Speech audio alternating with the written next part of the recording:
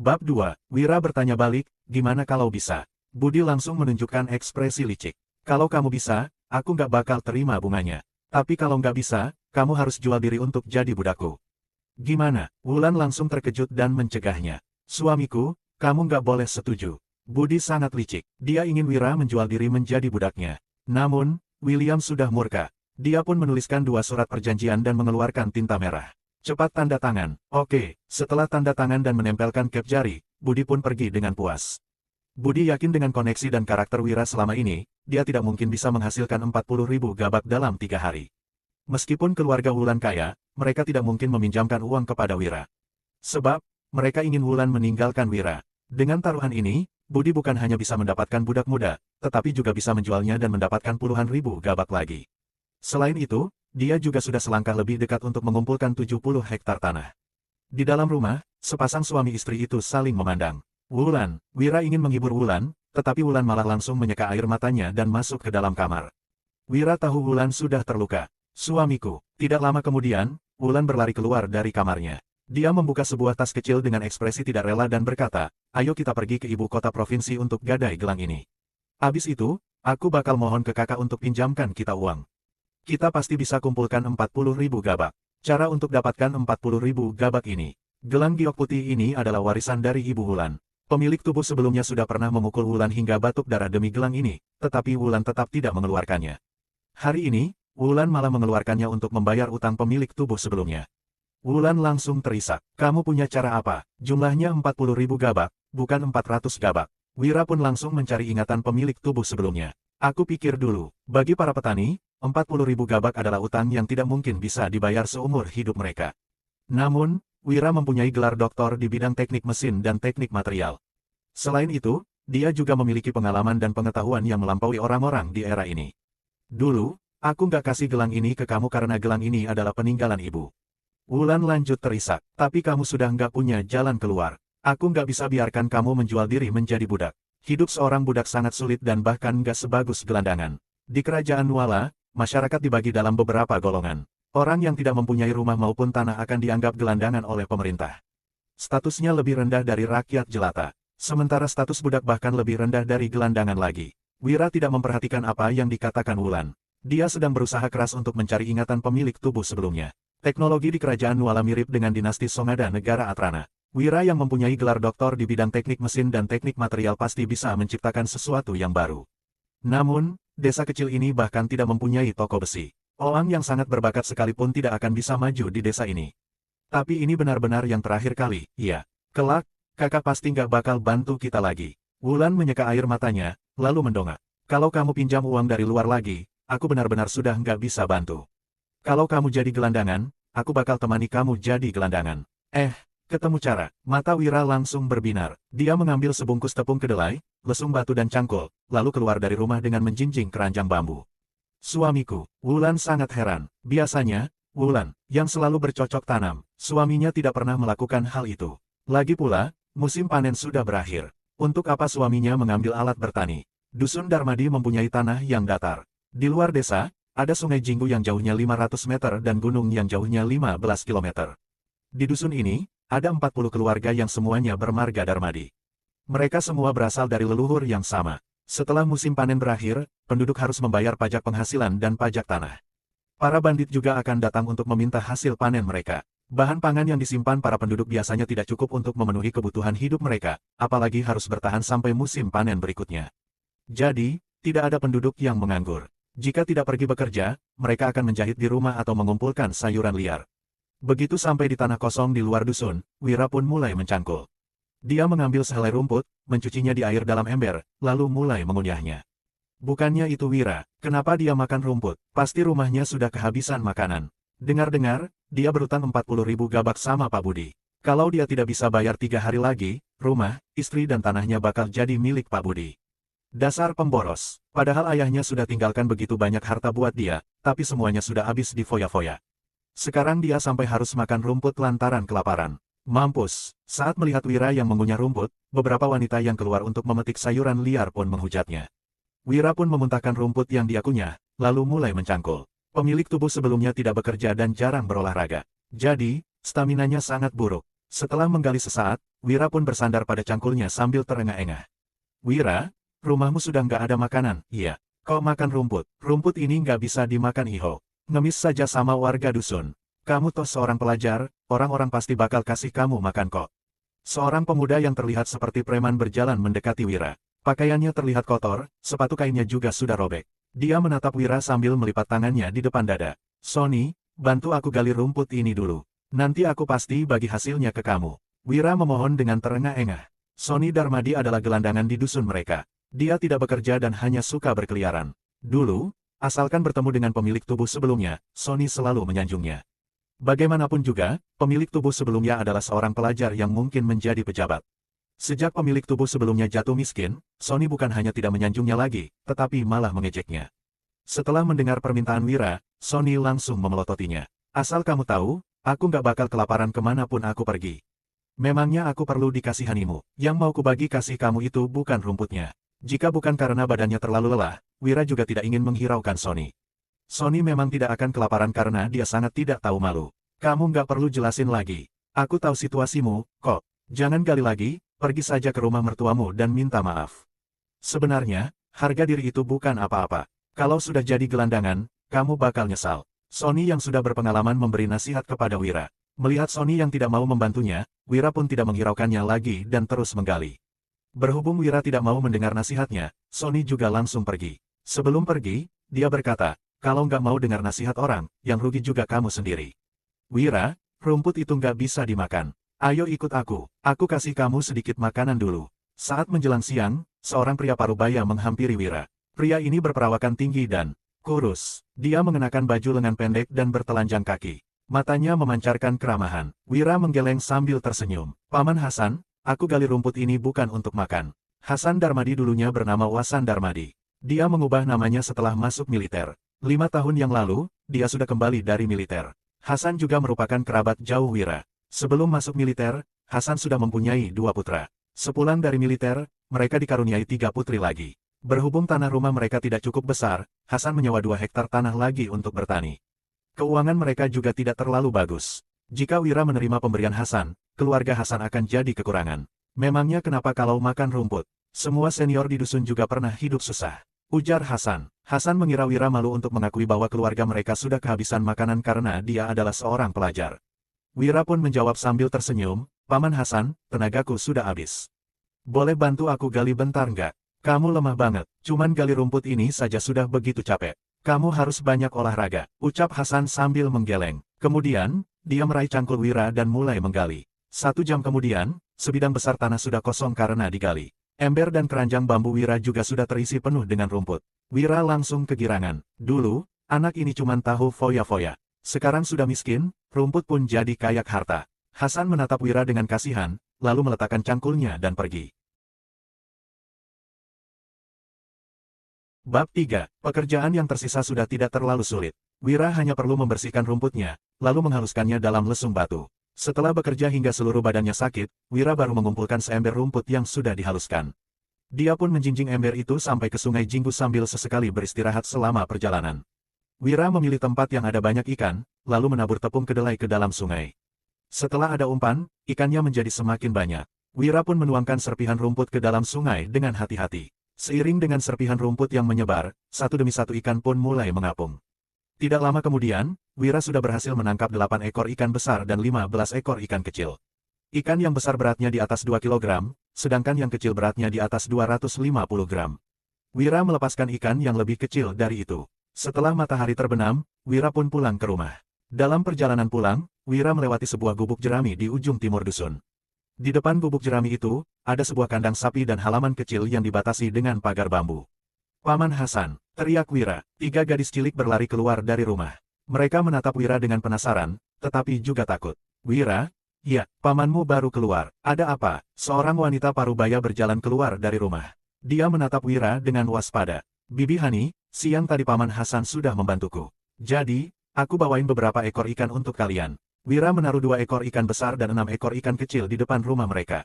Setelah itu, Wira pun pergi. Ah, ini sudah terlalu banyak. Wira, kamu bawa pulang saja. Bibi Hani yang awalnya terlihat waspada pun tercengang. Pada zaman ini, semua orang hidup miskin. Kerabat yang membantu biasanya juga hanya memberi sedikit bahan pangan sebagai balasan, mana ada orang yang langsung memberikan begitu banyak ikan. Bahkan kepala dusun yang paling kaya pun tidak rela membeli begitu banyak ikan pada saat tahun baru. Jika ikan yang diberi Wira dijual, mereka sudah bisa menghasilkan beberapa ratus gabak. Bagi Hani, hadiah ini terlalu berharga. Hani tidak mengerti kenapa si pemboros itu memberikan begitu banyak ikan untuk mereka. Aku masih ada kok. Wira sama sekali tidak menoleh dan langsung pergi. Ikan, ikan. 3 gadis cilik itu langsung mengelilingi 8 ekor ikan dengan bersemangat. Hani sangat kebingungan. Dia ingin memasak ikan itu untuk anaknya, tetapi juga merasa sayang dan takut. Tidak lama kemudian, Hasan dan kedua putranya kembali. Hani pun berkata dengan cemas, "Hasan, Wira bilang kamu sudah bantu dia. Jadi, tadi dia bawakan begitu banyak ikan untuk kita. Sebenarnya kamu bantu dia ngapain? Kenapa dia kasih kita begitu banyak ikan?" "Aku cuman bantu dia gali rumput sebentar. Dari mana dia dapat begitu banyak ikan?" Hasan menatap 8 ekor ikan itu dengan heran, lalu bertanya, "Kamu nggak salah lihat. Memang Wira yang kasih. Untuk mendapatkan ikan sebanyak ini, para nelayan juga harus melaut selama beberapa hari. Kenapa Wira yang begitu lemah bisa menangkap begitu banyak ikan? Aku toh nggak buta, masa bisa salah mengenali Wira?" ujar Hani sambil memelototi Hasan. Namun, Hani sudah tenang karena Hasan memang sudah menolong Wira. Dia pun menyimpan ikan itu dan berencana memasak seekor untuk dinikmati mereka sekeluarga. Ikan yang tersisa akan dia jual untuk membeli kain. Sudah mau tahun baru, Hani mau membuat pakaian untuk anak-anaknya. "Nggak bisa, kita nggak boleh terima. Aku nggak tahu dari mana dia dapatkan ikan ini, tapi dia berutang begitu banyak pada Pak Budi. Dia bisa menjual ikan-ikan ini untuk bayar utang." Hasan memasukkan ikan-ikan itu ke ember kayu, lalu hendak membawanya pergi. "Hasan," Hani memohon, "balikin saja ikan yang besar ke Wira. Kita boleh masak ikan yang kecil untuk anak-anak. Mereka sudah lama nggak makan daging. Lagian, ikan kecil juga nggak begitu bernilai." Saat melihat kelima anaknya yang menelan ludah, Hasan pun meninggalkan 6 ikan kecil dan membawa 2 ikan besar itu pergi. "Paman Hasan, dari mana kamu tangkap ikan sebesar itu? 1 ekor ini beratnya ada sekitar 2-3 kilo, kan?" Sony yang sedang berkeliaran di dusun menghampiri Hasan. Saat melihat 2 ekor ikan yang dibawa Hasan, dia pun langsung menelan ludah. Dia sudah lama tidak makan enak. Hasan menjawab, "2 ekor ikan ini punya Wira, aku mau balikin ke dia." "Punya Wira?" Sony tidak percaya. "Siang tadi, si kutu buku itu masih menggali rumput. Kenapa bisa tiba-tiba ada 2 ikan besar?" Tubuh Wira sangat lemah, sedangkan ikan yang ditangkapnya sangat berat. Berhubung Wira terus berhenti untuk istirahat di sepanjang jalan, Hasan sudah menyusulnya sebelum dia sampai ke rumah. Hasan mau mengembalikan ikannya, tetapi Wira tidak mau menerimanya. "Paman, kamu ngapain sih? Aku sudah bilang itu untukmu, kenapa dibalikin lagi?" "Wira, paman sudah terima ikan kecilnya. Kamu jual saja ikan yang besar untuk bayar utang." Hasan langsung memasukkan ikan itu ke keranjang bambu Wira. "Paman, harga 2 ikan ini juga nggak cukup bayar utang." Wira mengeluarkan ikannya lagi. "Kalau kamu merasa nggak enak, suruh saja Danu dan Dodi untuk bantuin aku besok. Aku jamin kelak kalian pasti bisa makan daging tiap hari." Makan daging tiap hari. Hasan sangat kaget. Dia toh bukan pejabat, mana mungkin dia bisa makan daging setiap hari. Sudah bagus apabila mereka tidak kelaparan. Namun, setelah melihat begitu banyak ikan yang Wira tangkap hari ini, Hasan pun sedikit menantikannya. "Wira kemana? Kenapa masih belum pulang? Jangan-jangan dia kabur." Wulan menunggu di depan pintu dengan gelisah. Tepat pada saat hatinya kacau, dia melihat seseorang berjalan perlahan ke depan pintu.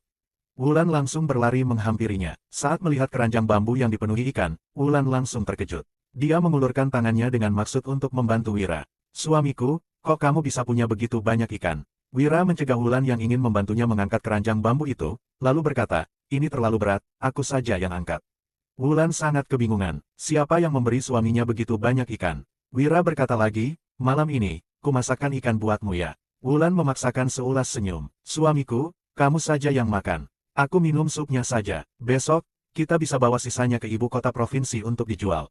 Wira memilih 2 ekor ikan yang beratnya sekilo, lalu berkata, "Aku sudah punya cara untuk bayar utang.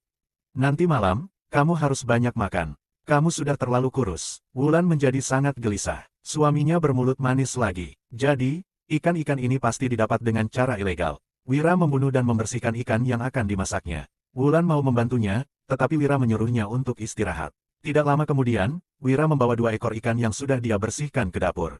Namanya saja dapur, sebenarnya tempat ini hanyalah sebuah gubuk jerami yang diisi dengan kayu bakar, panci dan tungku api. Di dalam sebuah lemari kayu, terdapat 2 stoples yang berisi minyak dan garam kasar. Selain itu, juga ada 5 buah mangkuk dan 4 buah piring. Di sampingnya, ada sebuah gentong besar berisi air. Di atas gentong, terletak sebuah gayung dan talenan. Kesederhanaan tempat ini benar-benar mengejutkan Wira. Suamiku, kamu itu seorang pelajar. Aku saja yang masak. Wulan datang dengan membawa lampu minyak. Dapur yang tadinya gelap pun menjadi sedikit lebih terang. Nggak masalah, aku cuman mau cepat-cepat. Makan, ayo nyalakan apinya. Wulan pun memanaskan pancinya. Kemudian, Wira menuangkan 2 sendok besar minyak ke dalam panci. Suamiku, minyaknya terlalu banyak.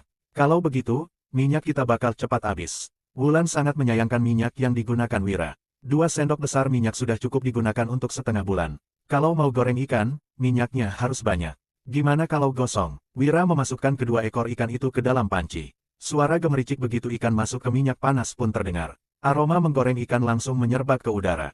Gluk, Wulan langsung menelan ludahnya. Aroma ikan goreng yang harum juga menyerbat keluar dari dapur. Ikan, keluarga Wira makan ikan. Makanan mereka bahkan lebih enak dari makanan kita waktu tahun baru. Harum banget, mereka pasti pakai banyak minyak. Dia sudah berhutang begitu banyak, kenapa masih berani makan ikan?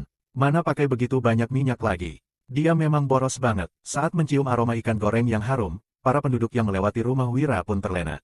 Sony datang ke rumah Wira untuk mengecek apa yang dimakan Wira. Begitu mencium aroma yang harum, Sony pun kehilangan selera untuk memakan tiwul di piringnya. Setelah menggoreng selama 15 menit, Wira mengeluarkan garam untuk menaruh rasa.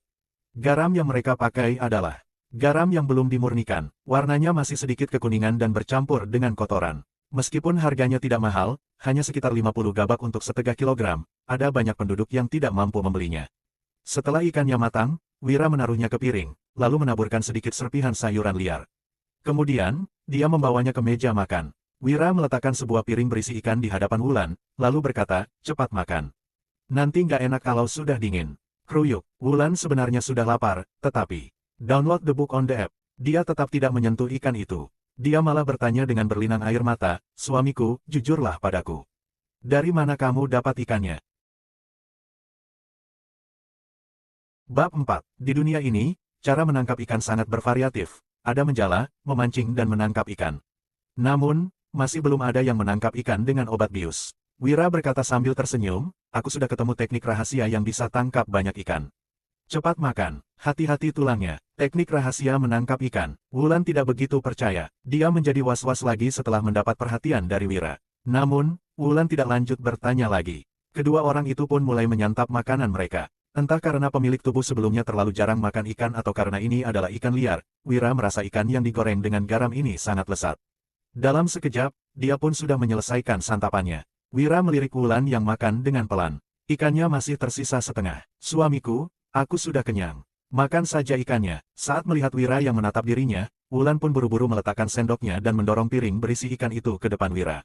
Aku sudah kenyang kok. Aku lihatin kamu karena merasa kamu sangat cantik waktu makan. Cepat makan. Selesai berbicara, Wira pun bangkit dan keluar dari ruangan itu. Asal ada makanan enak, Wulan selalu menyisakannya untuk pemilik tubuh sebelumnya.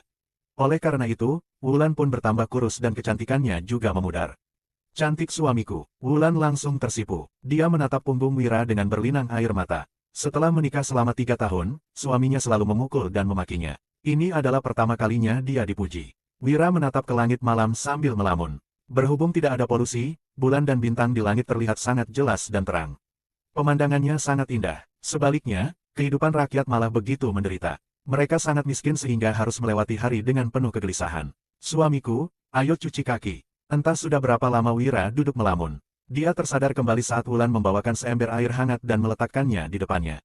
Baru saja Wira mau melepas sepatunya, Wulan sudah berjongkok dan melepaskan sepatunya dengan telaten. Kemudian, Wulan mengangkat kakinya dan memasukkannya ke dalam ember. Biar aku sendiri saja yang melakukannya. Pada zaman ini, sangat wajar bagi seorang istri untuk membantu suaminya membersihkan kaki. Namun, Wira tidak terbiasa. Tangan Wulan langsung gemetar. Wira bukan hanya sudah memasak, memberinya makan ikan dan memujinya. Sekarang, Wira juga mau membersihkan kakinya sendiri. Apa Wira berencana untuk melakukan sesuatu terhadapnya? Selesai membersihkan tubuh, rasa kantuk pun melanda. Wira berkata, ayo kita tidur. Menyalakan minyak lampu saat malam sangat menghabiskan minyak. Jadi, orang tidak punya kegiatan lain selain tidur atau berhubungan intim. Wulan berkata dengan suara rendah, suamiku, tidur saja dulu. Aku masih harus menjahit. Jangan jahit lagi, jawab Wira sambil menggeleng. Keluarga Linardi sangat kaya, ayah dan saudara Wulan adalah pejabat. Wulan juga tidak pernah belajar menjahit sebelumnya. Setelah menikah dengan pemilik tubuh sebelumnya, dia baru mulai belajar menjahit demi menghasilkan uang. Namun, Pekerjaan ini sangat melelahkan dan tidak menguntungkan. Jawab Wulan dengan sedikit ketakutan. Setelah membereskan tempat tidur di kamar, Wulan menggelar tikar di lantai. Wira pun mengerutkan keningnya. Lantainya dingin, tidur saja di ranjang. Wulan dan pemilik tubuh sebelumnya selalu gagal berhubungan intim. Jadi, selama ini, pemilik tubuh sebelumnya selalu tidur di ranjang, sedangkan Wulan tidur di lantai. Setelah mendengar ucapan Wira, Wulan pun ketakutan. Dia memindahkan tikarnya ke ranjang, lalu membuka pakaiannya dan masuk ke dalam selimut. Seluruh tubuhnya mulai gemetar. Setiap kali Wulan diizinkan tidur di ranjang, itu artinya suaminya ingin menyetubuhinya. Namun, saat gagal, suaminya selalu memukulinya. Kelak, aku nggak bakal menindasmu lagi. Saat memikirkan perbuatan jahat pemilik tubuh sebelumnya, Wira pun merasa kasihan dan menghibur Wulan. Begitu Wulan berbaring, wangi tubuhnya langsung menyerbak dan membuat Wira tanpa sadar terangsang. Namun, karena sudah bekerja seharian, dia sudah sangat mengantuk. Mana pernah kamu tepati janjimu? Wulan tersenyum getir, lalu menutup matanya sambil berbaring di ranjang. Dia sudah pasrah akan takdirnya dan menunggu untuk dipukul. Namun, Wulan malah mendengar dengkuran Wira yang teratur. Mata Wulan dibasahi air mata lagi. Suamiku sepertinya sudah benar-benar berubah. Dia nggak menindasku lagi ya. Sebelum menyelesaikan ucapannya, Wira pun berbalik dan memeluk Wulan. Wulan menantikan pukulannya dengan ketakutan, tetapi tubuhnya malah perlahan-lahan terasa hangat. Keesokan paginya, Wira mengambil sebatang cabang pohon siwak, lalu memalu ujungnya untuk membentuknya menjadi sikat kecil. Ini adalah sikat gigi pada zaman kerajaan Nuala. Orang yang berkecukupan menggunakan garam untuk kumur-kumur, sedangkan orang kaya menggunakan bahan obat tradisional yang dibuat menjadi bubuk untuk membersihkan gigi. Setelah menggosok giginya dengan cabang pohon siwak itu sebentar, Wira merasa mulutnya terasa sedikit pahit. Tiba-tiba, Wulan menghampirinya dengan wajah tersipu. Suamiku, sepertinya ada orang di luar. Coba kulihat. Melihat gadis cantik yang tersipu ini, Wira pun tersenyum. Semalam, mereka sebenarnya tidur terpisah. Pagi tadi, entah bagaimana mereka sudah berpelukan. Setelah kumur-kumur, Wira pun membuka pintu dan tercengang. Paman Hasan, kenapa kalian datang begitu pagi? Di depan pintu, berdiri Hasan dan kedua putranya. Danu dan Dodi sangat mirip dengan Hasan. Mereka berperawakan tinggi dan kurus. Perbedaannya adalah, Danu bersifat tenang dan dewasa, sedangkan Dodi bersifat impulsif. Suara Hasan sangat lantang, kami biasanya memang bangun pagi. Hari ini, kami harus bantu kamu ngapain? Danu dan Dodi menatap Wira dengan penuh harapan. Dulu, mereka sangat memandang rendah kakak sepupu mereka ini. Namun, kemarin Wira sudah memberikan mereka begitu banyak ikan. Orang tua mereka tidak rela memakan 2 ekor ikan yang besar, tetapi ikan-ikan kecil sudah dihabiskan mereka. Saat melihat anak-anak mereka yang makan dengan lahap, Hasan dan Hani pun meneteskan air mata. Danu dan Dodi bahkan juga langsung mengunyah dan menelan daging ikan beserta tulangnya. Saat mendengar harus membantu Wira hari ini, mereka bertiga pun langsung datang setelah makan sedikit bubur. Nggak perlu buru-buru, Wira menguap, lalu berkata, Wulan, ayo buat serabi. Bahan membuat serabi sebenarnya sudah tinggal sedikit. Wulan sebenarnya merasa sayang, tetapi dia tetap membuatnya. Wira mempersilakan ketiga orang itu masuk ke dalam rumah, lalu berkata, Danu, Dodi, coba tangkap 5 ekor ikan dari gentong air. Kita masak sup ikan. Ikan yang ditangkap kemarin semuanya ditaruh di dalam gentong air. Setelah obat biusnya hilang, mereka pun hidup kembali. Wira juga sudah meluangkan waktu untuk bereksperimen dengan teknik busur ikan. Sampai saat ini, semua ikan yang dia tangkap kemarin masih hidup. Sup ikan. Danu dan Dodi langsung menelan air ludah. Namun, mereka berdua tidak bergerak dan malah menoleh ke arah ayah mereka.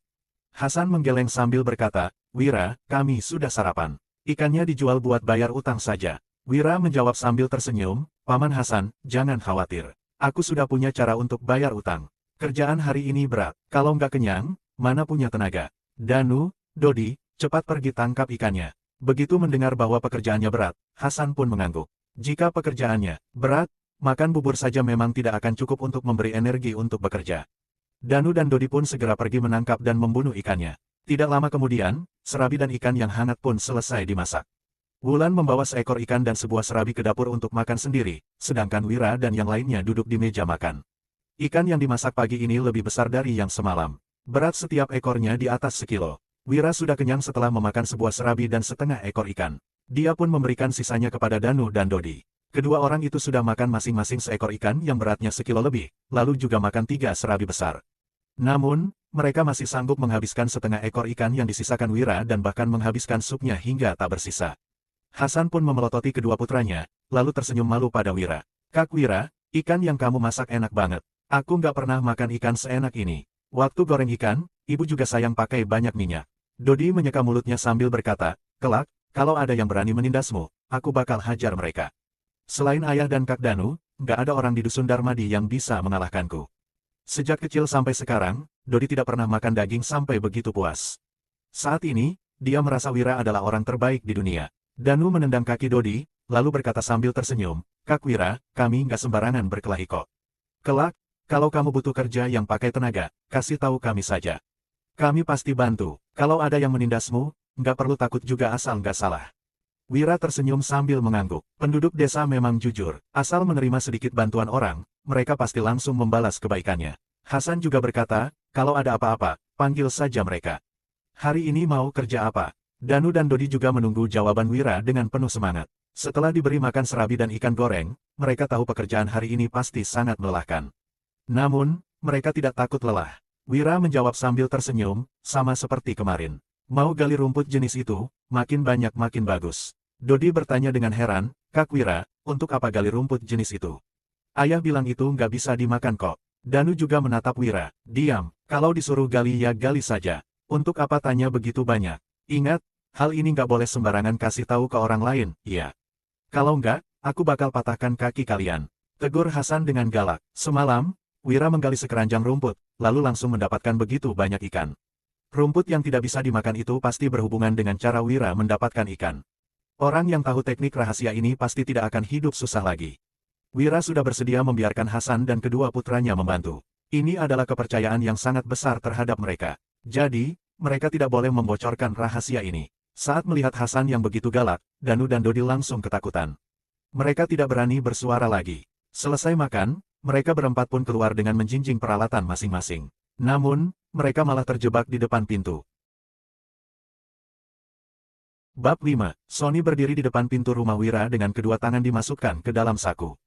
Wira yang melihatnya pun bertanya, ngapain kamu berdiri di sini? Danu dan Dodi langsung melangkah keluar untuk mengepung Sony.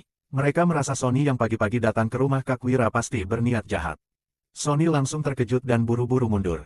Dia berkata, aku ingin makan ikan. Si Sony ini benar-benar tidak tahu malu. Wira menggeleng, lalu menjawab, kamu datang terlambat, ikannya sudah habis. Sony berkata dengan cemberut, nanti malam masih ada, kan? Asal bisa makan ikan, aku nggak masalah harus ikut Banu gali rumput seharian. Saat berkeliaran semalam, Sony menemukan bahwa keluarga Wira dan keluarga Hasan sudah makan ikan. Saat berkeliaran pagi ini, dia menemukan keluarga Wira makan ikan lagi bersama Hasan dan kedua putranya. Setelah memikirkan keuntungan yang dikatakan Wira kemarin, Sony akhirnya mengerti apa yang sudah dilewatkannya. Dia sudah kehilangan dua kesempatan untuk makan ikan. Wira berpikir sejenak, lalu berkata, kalau gitu, kamu harus dapatkan 2 telur ayam dulu. Di pedesaan, ada banyak orang yang beternak ayam. Namun, mereka biasanya akan menyimpan telur untuk dijual. Mendapatkan 2 biji telur bukanlah hal yang mudah. Oke, Sony langsung berbalik untuk pergi. Setelah Sony pergi, Hasan langsung mengingatkan Wira, Wira, telur itu cuma alasan untuk mempersulit Sony, kan? Tapi orang itu benar-benar nggak tahu malu, dia mungkin bisa mendapatkan telurnya. Kalau dia juga bergabung sama kita, aku takut dia bakal bocorin teknik rahasia menangkap ikan. Namun, Wira malah menjawab dengan tenang, Paman Hasan, aku butuh telur untuk tangkap ikan. Kalau dia benar-benar bisa mendapatkannya, biarkan saja dia bergabung sama kita. Toh kalau banyak orang, kerjaannya juga bisa cepat selesai. Menangkap ikan hanyalah masa transisi, Wira tidak berharap untuk melakukan ini selamanya. Setelah selesai berbicara, keempat orang itu pun berangkat kerja. Tidak lama kemudian, terdengar suara teriakan perempuan dari rumah Surya, Sony. Dasar gelandangan yang cuman tahu santai-santai. Aku sudah urus makan dan minummu tiap hari, tapi kamu malah berani curi telurku. Kalau kamu hebat, jangan pulang ke rumah ini lagi. Kalau enggak, aku bakal patahkan kakimu. Hehe, telurnya sudah dapat. Kalau bisa bergabung sama grup penangkap ikan Wira, nanti malam aku sudah bisa makan ikan.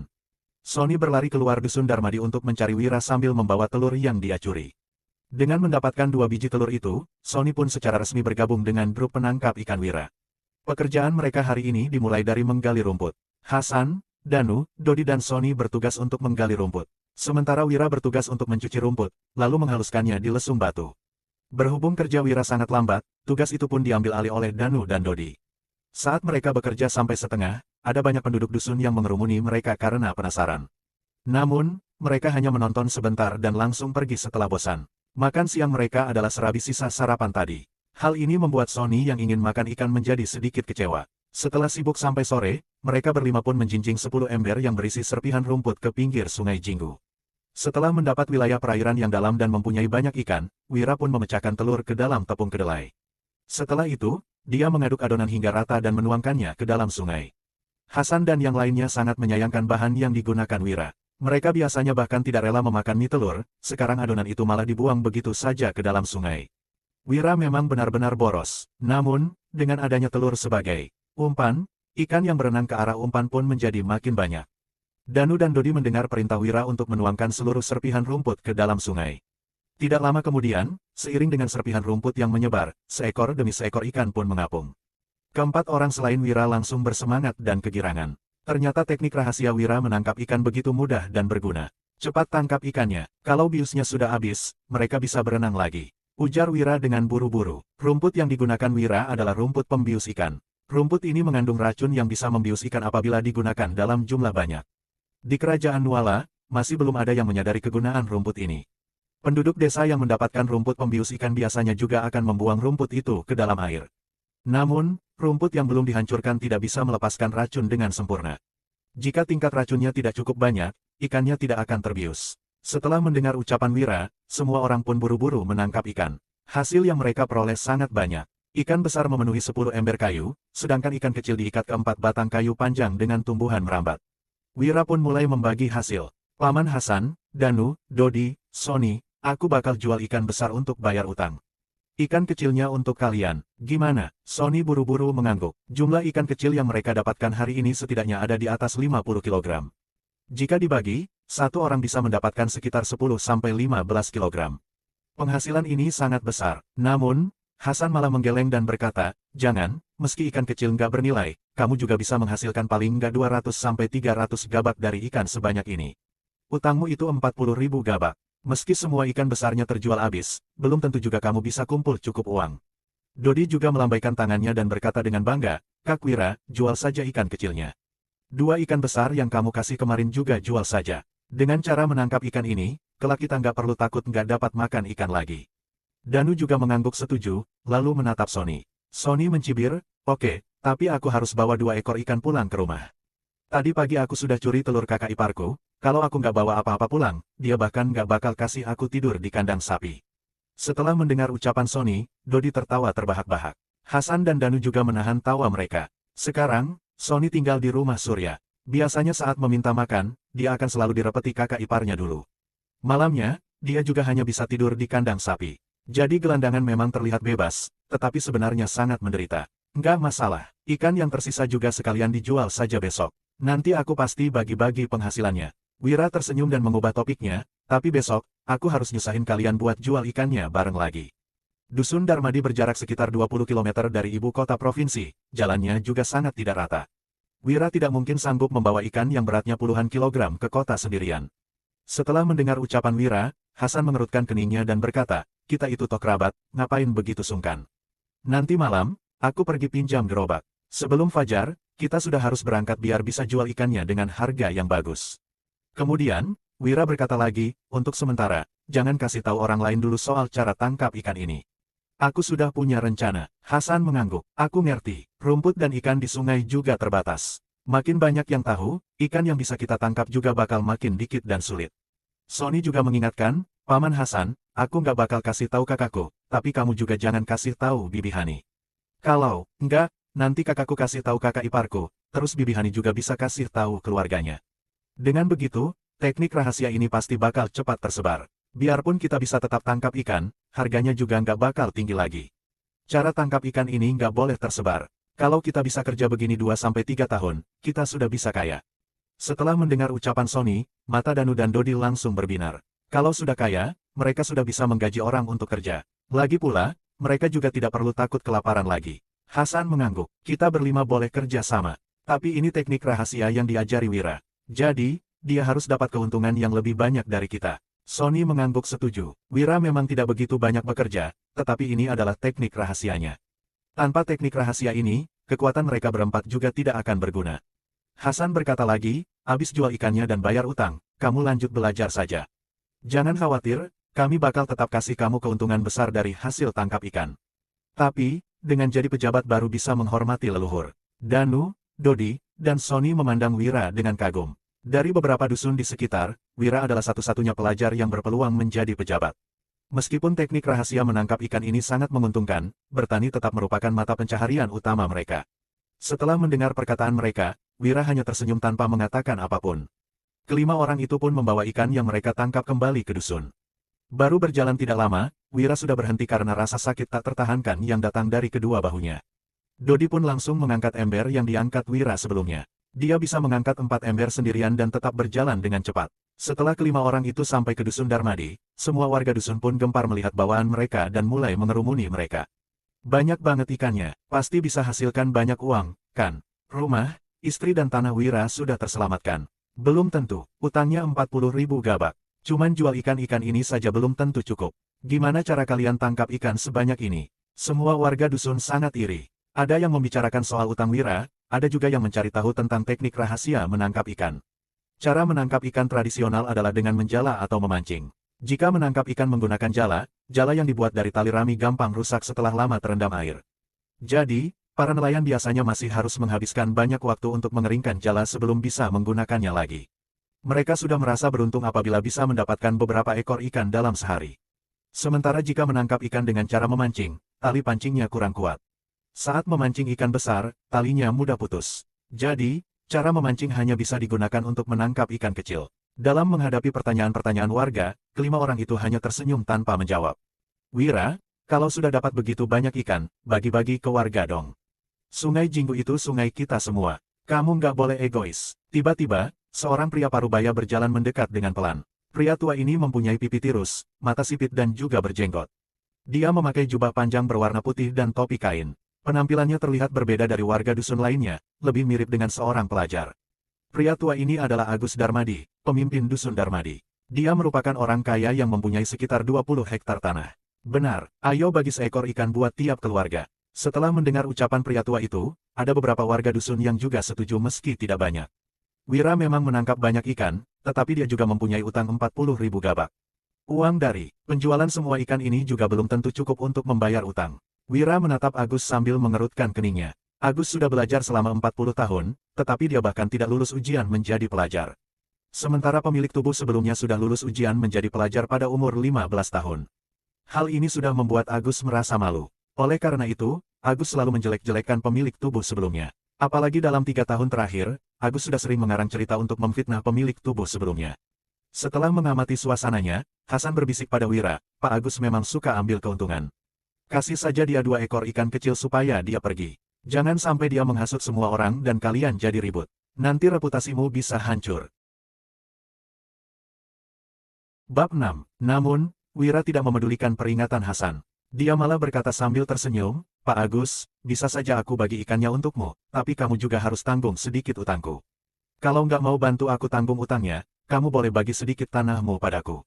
Soalnya, tanahku juga sudah dijadikan jaminan. Dasar anak tak tahu diri. Selesai berbicara, Agus pun pergi dengan marah. Dia hanya menginginkan seekor ikan Wira, tetapi Wira malah menyuruhnya untuk bantu menanggung utang dan juga meminta tanahnya. Kenapa si pemboros itu begitu tidak tahu malu? Pak Agus, jangan pergi. Aku cuman bercanda. Jangan marah, dong, teriak Wira. Ikan yang didapatkan Wira hari ini sangat banyak. Dia tidak akan menolak siapapun yang meminta ikan padanya. Namun, dia tidak akan menerima orang yang menuntut sesuatu dengan alasan yang tidak masuk akal. Agus sudah marah. Setelah mendengar ucapan Wira, dia juga tidak menoleh. Warga yang mengerti maksud Wira pun tertawa terbahak-bahak. Setelah itu, Wira pun berkata, para warga sekalian, kalian juga tahu soal masalahku. Aku harus menjual ikan-ikan ini untuk bayar utang. Jadi, aku nggak bisa bagi ikannya hari ini. Tapi abis aku lewati rintangan ini, aku pasti bakal bagi-bagi ikan buat kalian semua. Setelah mendengar ucapan Wira, semua warga pun bubar dengan perasaan gembira. Meskipun mereka juga hidup susah, setidaknya mereka tidak mempunyai utang sebanyak 40.000 gabak. Selain orang yang berhati jahat, mana ada orang yang tega mengambil keuntungan dari Wira pada saat-saat seperti ini. Setelah melihat tindakan Wira, Hasan juga mengangguk pelan. Hubungan sesama warga sangat penting. Cara Wira menyelesaikan masalah ini sangat bagus. Meskipun tidak membagi ikan kepada para warga, dia juga tidak menyinggung mereka. Setelah semua orang bubar, mereka berlima pun melanjutkan perjalanan ke rumah Wira. Ikannya banyak banget. Saat melihat 10 ember ikan yang dibawa pulang Wira, Wulan sangat terkejut. Dia menatap Wira dengan berlinang air mata. Ternyata suaminya memang punya teknik rahasia menangkap ikan. Dia benar-benar punya cara untuk bayar utang. Gadis bodoh, Untuk apa kamu nangis? Wira menyeka air mata di wajah Wulan, lalu berkata dengan lembut, cepat buat serabi lagi. Malam ini, kita masih bisa makan ikan. Setelah menerima perlakuan lembut Wira, Wulan pun tersipu. Dia menjawab dengan suara kecil, lalu buru-buru berlari ke dapur. Danu, Dodi dan Sony sangat iri. Di seluruh Kabupaten Uswal, tidak ada wanita yang bisa menandingi kecantikan istri Wira. Wira, kami sudah sarapan di rumahmu tadi pagi. Malam ini, kita makan di rumah saja. Selesai berbicara, Hasan menuangkan semua ikannya ke gentong air, lalu melambaikan tangan kepada kedua putranya. Danu dan Dodi sebenarnya masih ingin makan ikan, tetapi mereka juga langsung pergi tanpa ragu. Mereka sudah puas bisa dapat makan ikan pagi tadi. Benar, ayo pulang. Sony juga malu untuk tinggal setelah melihat ketiga orang itu pergi. Namun, Wira malah menghentikan mereka. Jangan pergi dulu, selain makan, masih ada kerjaan lain. Hasan pun menghentikan langkah kakinya. Kerjaan apa? Wira berjalan ke depan gentong yang berisi ikan yang dia tangkap kemarin, lalu berkata, bantu aku ikat ikannya jadi begini. Begitu melihat ke dalam gentong air, keempat orang itu pun terkejut. Kepala dan ekor ikan yang ada di dalam gentong air diikat membentuk busur dengan tali rami, sedangkan insang mereka mengapung di atas air. Namun, semua ikannya masih hidup. Biasanya, ikan yang ditangkap dari sungai akan mati setelah dibiarkan selama beberapa jam. Akan tetapi, ikan yang ditangkap Wira kemarin malah masih hidup sampai sekarang.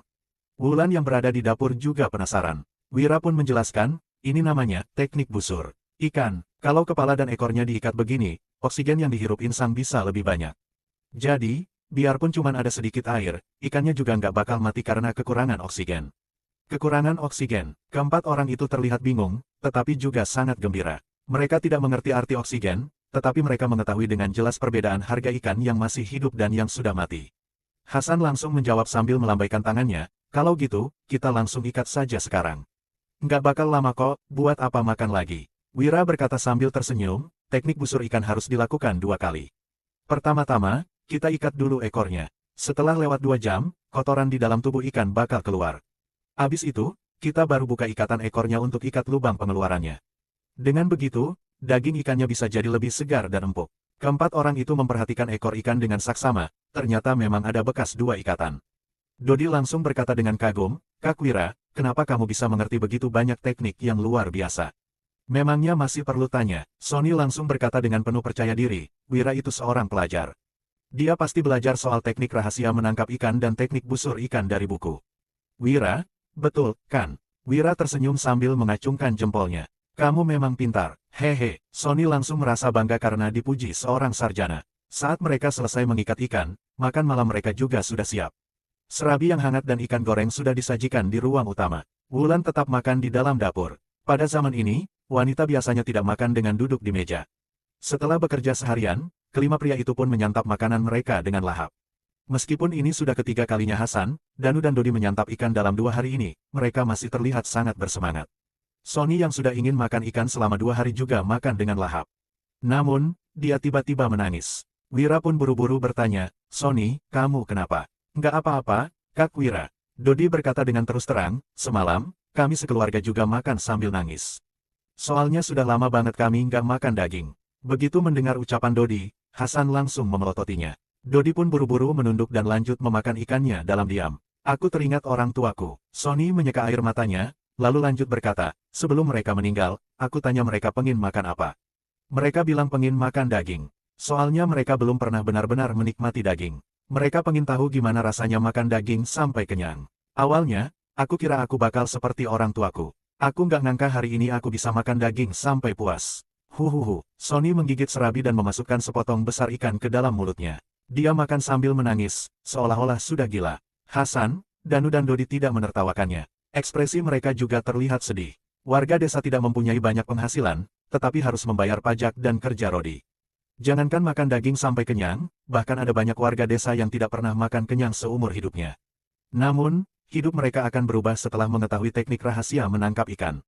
Sudah 2 jam, aku pergi ikat ikan dulu. Selesai berbicara, Hasan pun pergi mengikat ikan. Danu juga diam-diam mengikutinya. Malu-maluin saja, Sony menyeka air matanya sambil membereskan peralatan makan mereka. Dodi juga membantunya. Saat melihat keempat orang yang sedang sibuk itu, Wira merasa sangat sedih. Mereka adalah orang yang paling rajin di era ini, tetapi juga merupakan orang yang paling miskin dan menderita di era ini. Mereka sudah melakukan upaya yang sangat besar dan melakukan pekerjaan terberat. Di dunia ini, tetapi mereka tetap tidak bisa memenuhi kebutuhan hidup yang paling mendasar. Setelah selesai mengikat ikan, mereka berempat pun pulang ke rumah masing-masing.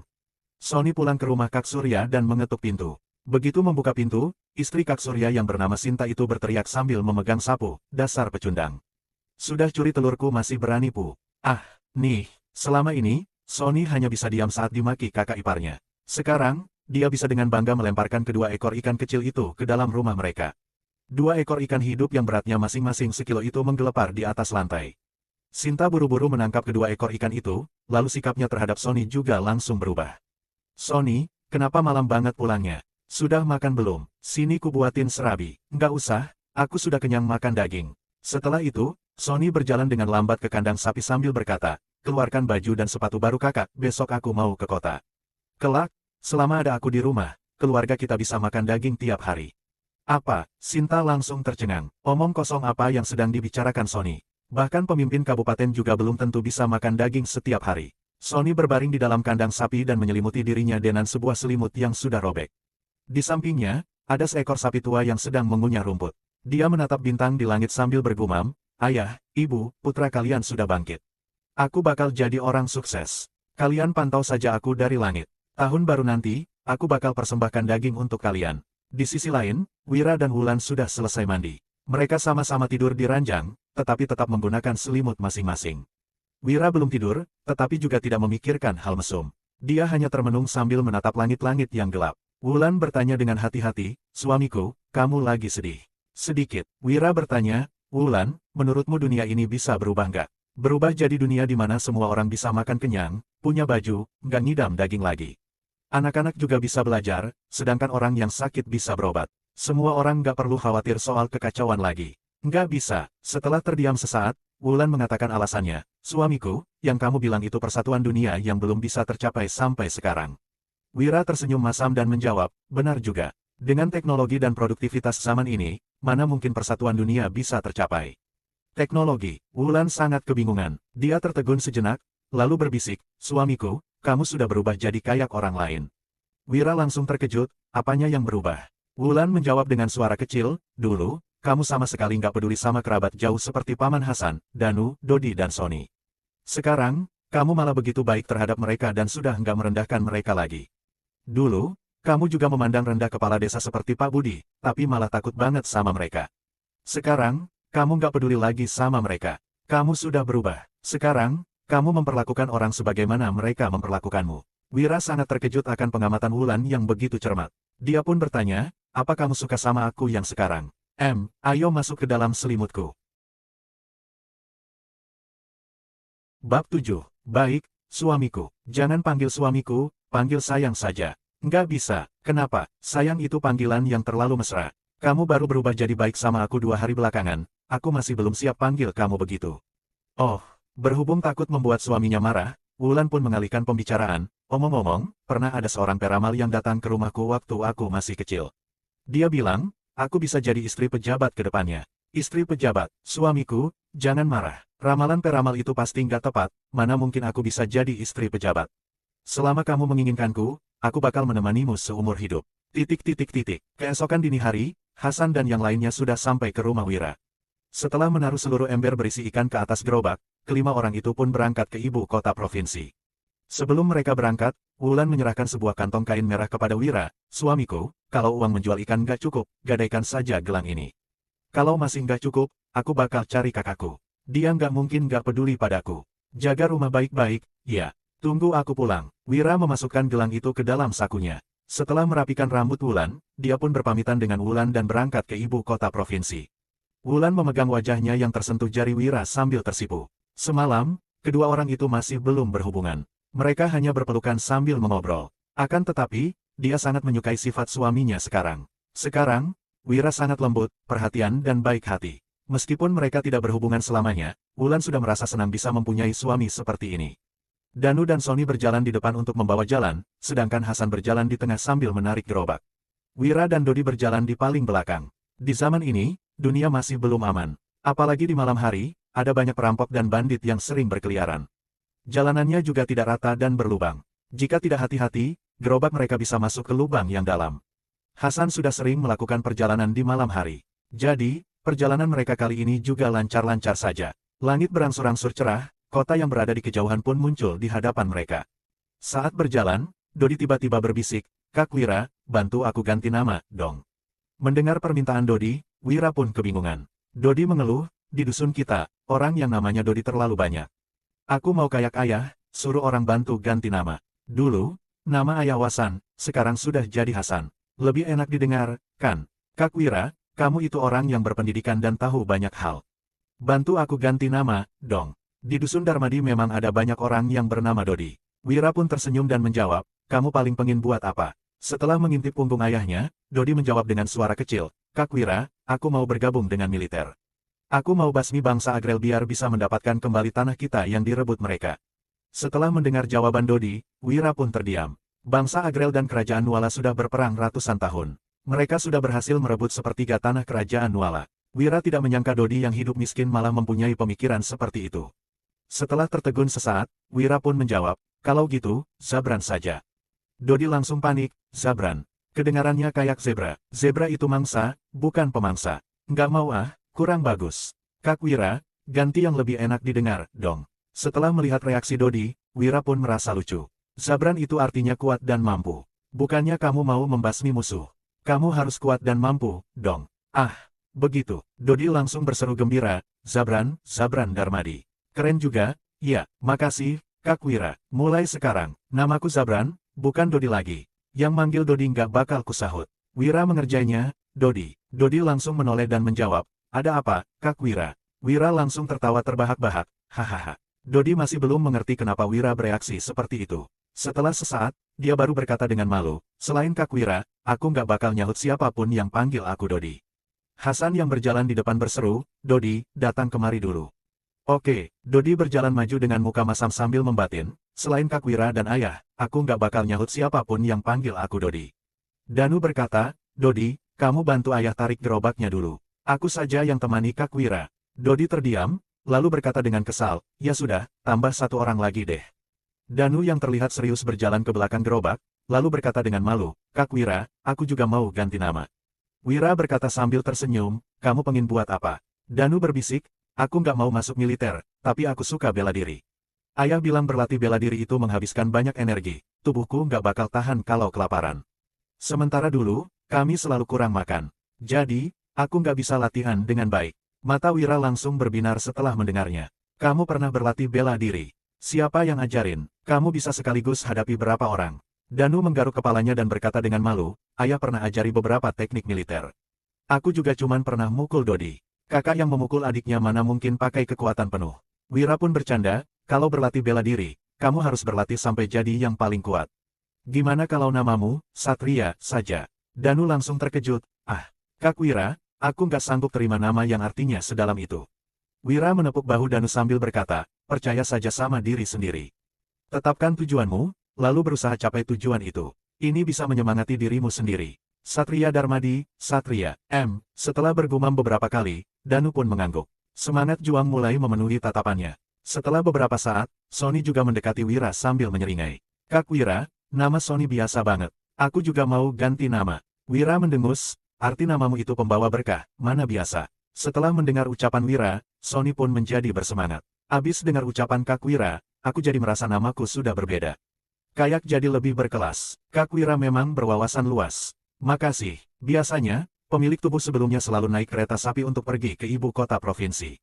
Dia tidak pernah berjalan sejauh 20 km. Belum sampai setengah jalan, Wira sudah tidak sanggup berjalan lagi. Dia mau tak mau harus duduk di atas gerobak. Namun, Hasan, Danu dan Dodi masih berjalan dengan lincah. Bahkan Sony juga masih terlihat energi. Energi mereka benar-benar di luar jangkauan orang dari era teknologi. Setelah beberapa saat, mereka berlima pun tiba di ibu kota provinsi. Tembok kota mengelilingi sebuah menara yang tingginya sekitar 3 meter. Di atas menara, berdiri para prajurit yang bersenjata. Di luar dan dalam tembok kota, terdapat 2 baris prajurit yang bersenjata dan 2 penjaga yang duduk di balik meja. Danu, Dodi dan Sony memandang ke arah menara dengan wajah terkejut, sedangkan Hasan malah tidak menunjukkan reaksi apapun. "Gerobak menjual ikan harus bayar 100 gabak untuk masuk ke kota," kata prajurit penjaga pintu setelah memeriksa gerobak mereka. Wira pun membayar uang dengan terpaksa. Pemilik tubuh sebelumnya sering datang ke ibu kota provinsi. Jadi, dia tahu harus membayar uang masuk apabila mau berjualan di kota. Biaya yang harus dibayar tergantung pada barang apa yang mereka bawa. Dulu, membawa masuk segerobak ikan hanya perlu membayar 50 gabak. Bulan lalu, pemimpin kabupaten baru diganti. Biaya masuk kota pun meningkat hingga 2 kali lipat. Setelah menerima bayaran dari Wira, prajurit penjaga baru membiarkan mereka masuk. Di dalam kota, ada beberapa rumah bertingkat 2 yang terbuat dari batu bata. Setelah melihatnya, Wira sedikit kecewa. Situasi di dalam kota bahkan lebih buruk dari desa di kehidupan lampaunya. Namun, para penduduk kota memakai pakaian yang jauh lebih bagus dan bercorak daripada penduduk dusun Darmadi. Danu, Dodi dan Sony terlihat bersemangat, seolah-olah sudah memasuki dunia baru. Ada banyak penduduk dusun yang mungkin tidak pernah keluar dari dusun seumur hidup mereka.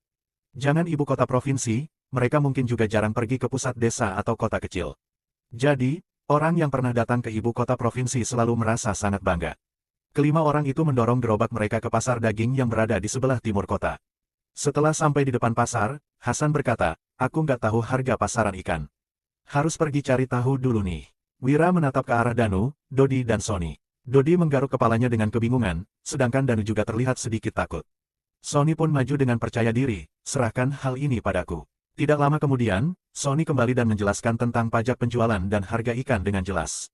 Harga pajak penjualannya 10%. Seekor ikan kecil yang beratnya di bawah 500 gram harganya 20 gabak, yang beratnya sekitar sekilo harganya 30 gabak. Ikan yang beratnya di atas 1,5 kg bisa dijual 40 gabak, yang beratnya 1,5-4 kg bisa dijual 50 gabak, sedangkan yang beratnya di atas 4 kg bisa dijual 60 gabak. Namun, itu adalah harga ikan yang sudah mati. Jika ikannya masih hidup, harganya bisa ditambah 20 gabak dari harga sebelumnya. Kelima orang itu pun masuk ke pasar timur, lalu hendak mencari kios dan mulai berjualan. Sebelum mereka sempat berjualan, 4 orang yang terlihat galak tiba-tiba mengerumuni gerobak mereka. Salah seorang dari mereka yang berbadan kekar dan berwajah galak menyilangkan tangannya lalu mencibir, "Sudah sampai pasar timur bukannya beri hormat ke pemilik tanah dulu sebelum berjualan? Berani banget kalian." Bab 8. Beri hormat ke pemilik tanah. Setelah melihat postur sekelompok orang ini, Wira baru tersadar. "Kalian datang buat minta biaya perlindungan." Danu dan Dodi mengepalkan tangannya dengan marah. Hasan yang berdiri di belakang Wira juga mengerutkan keningnya. Sony buru-buru berbisik pada Wira, "Wira, aku lupa kasih tahu. Dia itu bos ikan pasar timur, namanya Iwan Projo. Dia punya julukan, si perusuh. Anak buahnya kira-kira ada sekitar belasan orang. Dia selalu ambil keuntungan 20% dari siapapun yang mau jual ikan di pasar timur." 20%. Wira langsung naik pitam. "Kalian ambil keuntungan yang lebih banyak daripada pemerintah. Mereka sudah bersusah payah untuk menangkap ikan selama 2 hari dan harus berjalan kaki ke ibu kota provinsi untuk menjual ikan. Pemerintah hanya meminta keuntungan 10%, tetapi preman-preman ini malah minta 20%. Setelah mendengarnya, Dodi langsung marah. Bahkan Danu yang biasanya sangat tenang juga mengepalkan tangannya erat-erat. Preman-preman ini bahkan lebih kejam daripada pemerintah. Melihat reaksi kedua putranya, Hasan langsung memelototi mereka dan menggeleng. "Kalau mau jualan ikan di pasar timur, kalian harus kasih aku keuntungan 20%. Ini adalah aturan yang kubuat. Kalau nggak mau, silakan tinggalkan ikannya dan pergi," ujar Iwan sambil melambaikan tangannya dengan galak.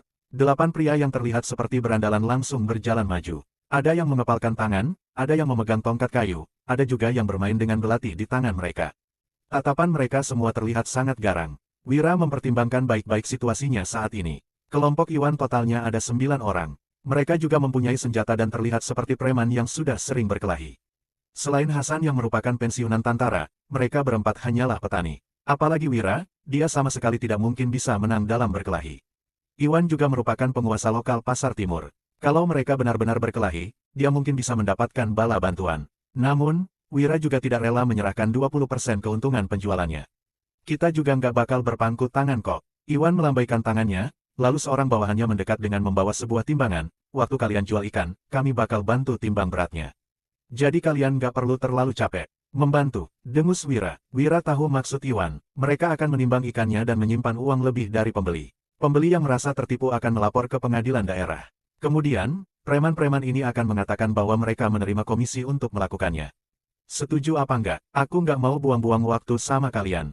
Begitu Iwan menjentikkan jarinya, 8 orang preman langsung maju. Danu dan Dodi mengepalkan tinju mereka, tetapi Hasan memelototi mereka dan menggeleng lagi. Akal sehat Wira menyuruhnya untuk tunduk pada sekelompok preman ini, tetapi mulutnya malah berkata, "Aku nggak takut sama kamu." Sony buru-buru membujuk Wira, lalu meminta maaf pada Iwan. "Kak Iwan, jangan marah. Kita semua toh teman. Kami bakal serahkan uangnya. Tapi temanku ini harus bayar utang besar. Bisa nggak kasih potongan harga dulu untuk sementara? Kalau utang temanku ini sudah lunas, kami bakal lunasi kekurangannya. Teman, Iwan langsung terlihat bersemangat dan menggerakkan jarinya untuk menyuruh Sony mendekat. Saat Sony sudah sampai di hadapannya, Iwan langsung menamparkan dan menendang Sony hingga terpental. Kemudian, dia memaki, dasar anak sialan. Kamu itu siapa? Siapa temanmu? Patahkan sebelah kakinya, lalu usir dia dari pasar timur. 4 preman langsung maju dan mulai menghajar Sony. Iwan menatap Wira, lalu berkata sambil tersenyum sinis, "Nak, kamu nggak mau nurut ya?" Bagi Iwan, orang yang tidak menuruti kata-katanya harus dihajar supaya mereka takut. Jika tidak, akan makin banyak orang di pasar timur yang membantahnya. Wira merasa terancam lagi setelah melihat Sony yang dipukul. Dodi dan Danu juga sangat marah dan ingin bertindak, tetapi Hasan masih melarang mereka meskipun dia sendiri juga sudah kesal.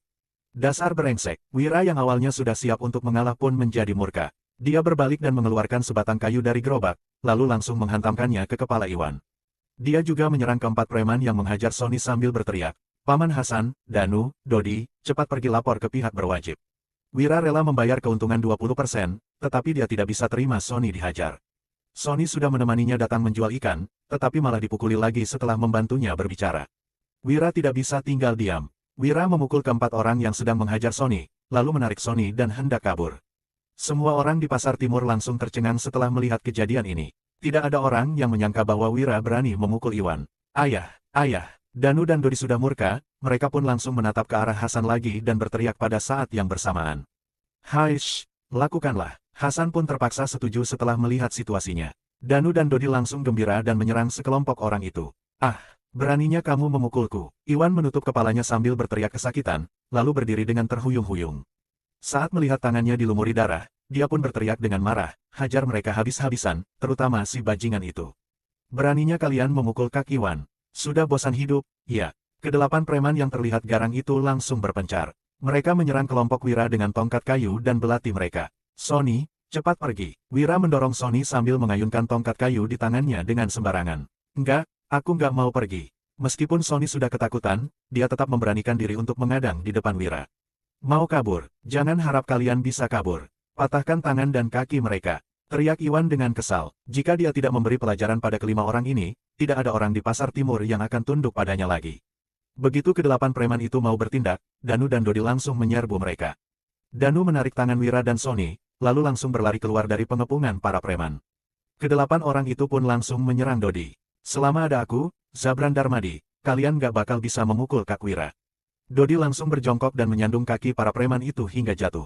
Begitu berdiri, mereka langsung ditinju Dodi lagi. Dalam sekejap, mereka semua langsung tersungkur di lantai sambil berteriak kesakitan. Tidak ada seorang pun yang bisa berdiri lagi. Dia berlatih bela diri. Iwan yang sudah menyaksikan aksi Dodi pun buru-buru kabur. Namun, sebelum dia sempat kabur jauh, Dodi sudah menendang punggungnya. Teriakan kesakitan Iwan pun menggema di seluruh pasar timur. Semua pedagang dan penduduk di pasar timur langsung tercengang. Mereka memandang Dodi dan mengingat nama, Zabran Darmadi, yang diteriakkannya tadi. Dodi menyeret Iwan ke hadapan Wira, lalu berkata dengan bangga, "Kak Wira, sudah kubilang kalau aku jago berkelahi." Wira membatin, "Aku nggak tahu kalau kamu bisa langsung lawan 10 orang sendirian. Kalau tahu kamu begitu hebat, buat apa tadi aku bersabar?" Gubrak. Setelah melemparkan Iwan ke hadapan Wira, Dodi berkata dengan santai, "Kak Wira, kamu mau gimana hukum orang ini? Aku sudah hantam dia sekali kok." Setelah itu, Wira menarik Sony dan berkata, "Sony, tadi dia sudah menamparkan dan menendangmu. Sekarang, giliranmu balas dendam." "Ah, enggak perlu." Meskipun Dodi memang kuat, Sony tetap tidak berani memukul preman besar itu. Setelah mendengar penolakan Sony, Wira berkata dengan serius, "Kita nggak cari masalah, tapi kita juga nggak takut dapat masalah. Kamu harus pukul dia balik supaya kelak dia nggak berani cari masalah sama kamu lagi. Kalau kamu sopan sama dia, dia pasti kira kamu takut sama dia dan bakal menindasmu lagi. Cepat pukul dia, kalau enggak, jangan ikut aku lagi." Para pedagang ikan yang sebelumnya sudah dirugikan pun tergerak hatinya. Baik, setelah memikirkan tamparan dan tendangan yang diterimanya tadi, amarah Sony pun melonjak. Saat dia baru mengangkat tangannya, Iwan malah berkata dengan dingin, "Nak, kamu tahu aku siapa? Aku ini bawahan petugas patroli dari pengadilan daerah. Kalau kamu berani pukul aku, jangan harap kamu bisa keluar dari tempat ini." Setelah mendengar ucapan Iwan, amarah Sony langsung sirna. Dia pun menurunkan kembali tangannya. Namun, Wira berkata dengan serius, "Pukul saja. Aku bakal lindungi kamu." Masalahnya sudah menjadi seperti ini. Meskipun Sony tidak memukulnya, Iwan juga tidak akan melepaskan mereka. Mereka harus membuat Iwan kehilangan wibawanya agar dia tidak bisa bertindak seenaknya lagi di Pasar Timur. Wira akan memikirkan konsekuensinya lagi nanti. Setelah melihat tatapan mata Wira yang tegas, Sony pun memberanikan diri untuk menamparkan dan menendang Iwan. Setelah itu, kemuraman dalam hatinya langsung sirna. Ah! Iwan berteriak kesakitan sambil meringkuk. Saat melihat Iwan yang diperlakukan seperti itu, ketakutan di dalam mata para pedagang ikan di Pasar Timur pun berubah menjadi amarah. Patroli sudah datang. Setelah mendengar hal itu, semua orang pun gempar.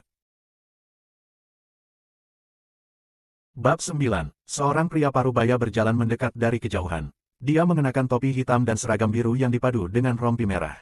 Di bagian tengah rompi itu terdapat tulisan, patroli. Dia mengenakan sepatu bot, di pinggangnya juga bergantung sebilah golok. Pria itu tidak terlalu tinggi, tetapi juga tidak pendek. Dia terlihat seperti orang cerdik pada umumnya. Namun, kemunculannya langsung membuat seluruh Pasar Timur menjadi hening. Semua amarah yang terukir di wajah setiap pedagang langsung sirna dan digantikan dengan seulas senyum menyanjung. Pria parubaya itu adalah petugas patroli Pasar Timur. Namanya Eko Makmur. Status seorang petugas patroli tidak termasuk tinggi di ibu kota provinsi. Akan tetapi, para penduduk juga tidak berani menyinggungnya. Di ibu kota provinsi, jabatan yang berpangkat tinggi adalah patih, pejabat sipil dan jenderal militer. Selebihnya yang tidak berpangkat adalah hakim, patroli, panitera dan sebagainya. Mereka biasanya disebut pejabat. Meskipun para pejabat ini tidak berpangkat, mereka termasuk bagian pemerintahan dan bergaji tinggi. Posisi mereka biasanya dilanjutkan oleh anak-anak mereka. Setiap pejabat memiliki puluhan bawahan yang membantu mereka menangani tugas dari pemerintah. Para pejabat tidak memberi imbalan kepada anak buah mereka. Jadi, para bawahan ini harus mendapatkan keuntungan sendiri pada saat menjalankan tugas. Keuntungan besar yang didapatkan para bawahan ini harus dibagikan kepada pejabat, sedangkan keuntungan kecil dapat dibagi oleh mereka sendiri. Iwan adalah bawahan Eko. 70% keuntungan yang didapatkan Iwan dari pedagang ikan akan dibagikan kepada Eko. Sementara 30% sisanya akan dibagi Iwan dengan 8 anak buahnya. Saat melihat bawahannya tersungkur di lantai, Eko tidak langsung datang menghampiri mereka. Dia berdiri di tempat untuk mengamati mereka terlebih dahulu, lalu baru berjalan ke depan gerobak. Tadi, Danu dan Dodi tidak merasa takut saat menghadapi 9 preman. Namun, mereka malah langsung ketakutan saat melihat Eko. Sony juga takut hingga gemetaran, sedangkan Hasan hanya mengerutkan keningnya tanpa mengatakan apapun. Wira mengerti kenapa mereka berempat bereaksi seperti itu. Di mata para penduduk desa, mereka tidak mampu menyinggung hakim, patroli dan pejabat-pejabat kecil lain yang berhubungan dengan kantor pemerintahan daerah. Pak Eko, begitu melihat bosnya datang, Iwan buru-buru mengadu, kamu harus membantuku menegakkan keadilan. Aku datang ke Pasar Timur untuk membeli ikan, tapi kelima orang ini malah memukuliku sampai begini. Cepat tangkap mereka ke pengadilan daerah. Sembarangan, Dodi yang tidak sabaran sudah tidak bisa menahan diri. Dia langsung berkata, jelas-jelas kami yang datang untuk menjual ikan, tapi kamu malah mau memeras kami dengan meminta 20% keuntungan. Itu sudah lebih tinggi 10% dari pajak yang harus kami bayar. Sekarang, kamu malah fitnah kami lagi. Sepertinya aku harus menghabisimu hari ini. Begitu mendengar ucapan Dodi, Iwan langsung ketakutan dan bersembunyi di belakang Eko. Dia sudah merasakan kehebatan Dodi tadi. Sebelum Dodi sempat bertindak, Danu pun menahannya. Saat melihat situasi ini, tidak ada orang yang berani bersuara. Mereka hanya menatap Eko dalam diam. Eko mengamati Wira, lalu bertanya, kamu itu pelajar. Wira mengangguk. Eko pun bertanya lagi, kamu punya prestasi. Wira melaporkan nilainya, waktu di tahun makmur kedua, aku dapat peringkat ketiga.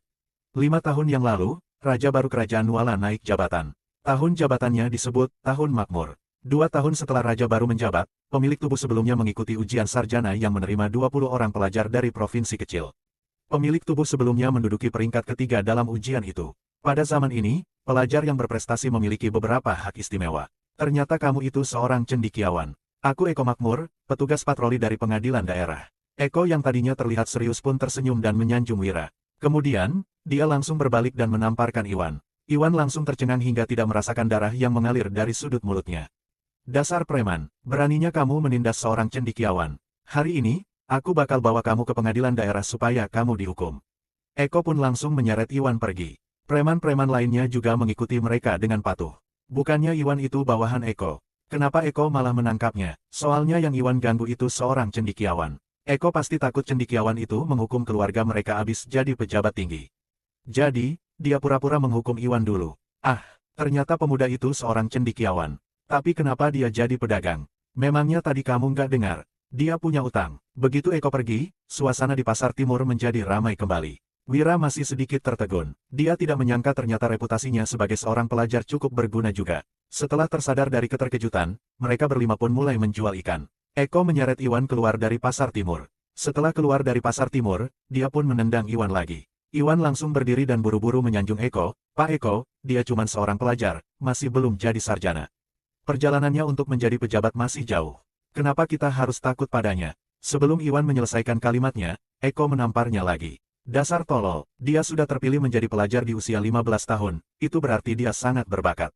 Orang seperti ini cepat atau lambat pasti bakal jadi sarjana. Kalau sudah jadi pejabat besar, dia pasti bisa dengan gampang menghukummu. Orang paling mengerikan di dunia ini adalah cendekiawan. Cuman orang bodoh kayak kalian yang merasa cendekiawan itu mudah ditindas. Anak yang tidak sabaran itu bisa menghajar 9 orang sendirian. Dia jelas adalah orang yang berlatih bela diri. Orang yang menarik anak yang tidak sabaran itu juga pasti jauh lebih hebat darinya. Orang yang paling mengerikan adalah pria parubaya yang memiliki tatapan tajam itu. Aura yang dipancarkannya bahkan lebih mengerikan dari seorang algojo. Dia pasti juga bukan orang biasa. Jika Eko ingin menghadapi ketiga orang itu, dia juga belum tentu berhasil bahkan dengan mengerahkan seluruh anak buahnya. Bisa gawat jika masalah ini jadi besar dan diketahui pemimpin kabupaten. Sebagai pejabat kecil, Eko paling jelas orang seperti apa yang bisa ataupun tidak bisa disinggung. Setelah mendengar ucapan Eko, Iwan buru-buru berkata sambil tersenyum, Pak Eko benar. Tapi gimana kalau kelak mereka masih terus berjualan ikan di pasar timur? Kita nggak boleh kehilangan keuntungan sebesar ini. Tentu saja nggak boleh. Eko memicingkan matanya, lalu berkata, hari ini, kamu sudah dikalahkan mereka, kamu nggak bakal bisa menekan para pedagang itu lagi. Untuk sementara, ganti bos saja dulu. Nanti kalau ada kesempatan, kamu boleh menjabat lagi. Nggak perlu ambil keuntungan dari kelompok cendekiawan itu, tapi suruh mereka jangan umbar-umbar hal ini ke orang lainnya. Eko merasa orang-orang ini pasti sudah berusaha keras untuk menangkap segerobak ikan itu. Lagi pula, cuacanya sudah makin dingin, ikan juga akan makin sulit ditangkap. Jadi, Eko merasa tidak mengambil keuntungan dari mereka juga tidak akan merugikan dirinya. Baik, Pak Eko, Iwan menunduk dengan tidak rela. Bos yang sudah turun pangkat mana mungkin bisa naik pangkat lagi. Lagi pula, bos pengganti juga tidak begitu mudah dicari. 13.760 gabak. Ikan yang masih hidup sangat mudah dijual. Belum sampai 2 jam, ikan di gerobak mereka hanya tersisa 2 ekor yang besar dan 10 ekor yang kecil. Itu juga merupakan penghasilan bersih yang mereka dapat setelah membayar pajak. Ini adalah pertama kalinya Sony, Danu dan Dodi melihat uang yang begitu banyak dalam hidup mereka. Mata mereka langsung berbinar. Namun, Hasan malah menggeleng sambil mengerutkan keningnya. Jumlah yang kita dapat ini masih belum setengah dari 40.000 gabak. Ketiga orang itu langsung tersadar dan berkata dengan cemas, jadi gimana? Kita sudah nggak sempat tangkap ikan lagi. Hari ini hari terakhir bayar utang. Wira juga tersenyum masam. Dia awalnya mengira penjualan ikan yang masih hidup paling tidak bisa menghasilkan 20-30 ribu gabak. Alhasil, harga penjualan di kerajaan Nuala masih belum mencapai harapannya. Cuman bisa pinjam uang dulu. Hasan menghela napas, lalu berkata, aku masih punya 3.000 gabak. Kalau kita pinjam sama para kerabat, seharusnya bisa terkumpul 10.000 gabak. Penduduk desa sangat miskin, tidak banyak orang yang bisa mengumpulkan 3.000 gabak. Sony berkata sambil menggertakkan giginya, coba aku cari Kak Surya buat pinjam uang. Sekarang, kita sudah punya teknik rahasia tangkap ikan. Biarpun kita nggak kasih tahu mereka caranya, asalkan kita bisa menjanjikan sedikit keuntungan, dia mungkin bisa pinjamin sekitar 5,000 sampai 6,000 gabak. Dengan begitu juga masih kurang 10.000 gabak. Danu menatap Wira dan berkata, Kak Wira, gadai saja gelang kakak ipar. Kita sudah punya teknik rahasia tangkap ikan. Kita bisa dapatkan kembali gelangnya dalam beberapa hari dengan membayar tambahan sedikit bunga. Nggak perlu, aku masih punya cara lain. Wira menggeleng, lalu lanjut berkata, sekarang, kalian ke pasar selatan dan beli barang-barang yang kusuruh kalian beli pakai uang ini. Habis itu, pergi ke toko besi keluarga Salim, di pasar utara untuk cari aku. Dari awal, Wira memang tahu dia tidak bisa mendapatkan 40.000 gabak dari hasil menangkap ikan sehari. Setelah mendengar Wira ingin membeli barang, keempat orang itu langsung terkejut. Sony berkata dengan bingung, Paman Hasan, lihat, uang membayar utang sudah nggak cukup, tapi Wira malah mau belanja lagi. Apalagi semua yang dia suruh beli itu makanan, pakaian dan barang sekunder lain yang nggak penting. Dia mulai boros lagi. Ucapan Sony membuat Dodi marah. Sony, dasar nggak punya hati nurani. Kak Wira sudah membelikanmu dan kakak pakaian dan sepatu, tapi kamu malah mengatainya. Sony mengeluh, aku cuma khawatir dia nggak bisa bayar utang. Danu yang dewasa pun berkata, ayah, kenapa Kak Wira membelikanku dan Sony pakaian yang serupa?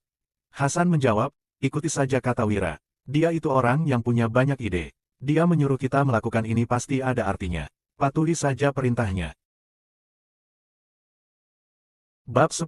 Wira tiba di toko besi keluarga Salim di Pasar Utara. Ini adalah toko besi paman pemilik tubuh sebelumnya. Saat berumur sekitar 10 tahun, pemilik tubuh sebelumnya tinggal di rumah pamannya ini untuk belajar. Istri pamannya sudah meninggal saat persalinan. Jadi, paman dan putrinya hanya bisa bergantung pada satu sama lain.